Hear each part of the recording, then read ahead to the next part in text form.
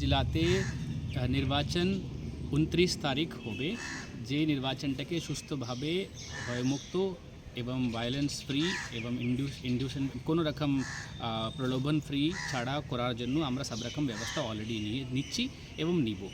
আপনারা অলরেডি লক্ষ্য করেছেন আমাদের জেলাতে বিভিন্ন জায়গাতে পুলিশ এবং সিএপিএফ যারা এসেছেন এই কাজ করার জন্য আমাদের সাথে মিলে আমরা বিভিন্ন জায়গায় এরিয়া ডমিনেশন যারা এলাকা আইন শৃঙ্খলা অবনতি করতে পারে তাদেরকে চিন্তিত করা, তাদের উপরে আইনানুগতভাবে অ্যাকশন নেওয়া এবং যে এলাকাগুলোতে আমরা মনে করেছিলাম বিগত নির্বাচন বা বিগত সময় কোনো রকম ঘটনা ঘটেছিল তার ভিত্তিতে চিন্তিত করে ওখানে আমরা দফায় দফায় রুট মার্চেস এবং ওখানকার মানুষের সাথে আলোচনা আমরা করছি। সাথে সাথে আমাদের কন্ট্রোল রুম এবং আমাদের থানার মোবাইল নাম্বার এবং আমাদের নাম্বার সবার কাছে আমরা পৌঁছানোর চেষ্টা করছি।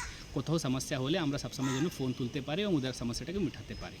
আমাদের নিশ্চয়ই এই জেলাটা কিন্তু সীমান্তবর্তী জেলার হওয়াতে কেন্দ্র করে আমরা বর্ডার যারা দেখে বর্ডার সিকিউরিটি এজেন্সির সাথে এবং আমরা মিটিংও করেছি। প্রত্যেক বছর নির্বাচনের সময় যে কী ধরনের সমস্যা হয় ওখান থেকে এখানে লোক আসতে পারে কি না, বা ওখানে ওই পারে কিছু লোক এই তার কাটার ওই পারে কিছু বুথ আমাদের রয়েছে, ওই বুথের কীভাবে যাতায়াত করবেন এসবই নিয়ে বিস্তারভাবে আলোচনা করা হয়েছে, প্ল্যানিংও করা হয়েছে।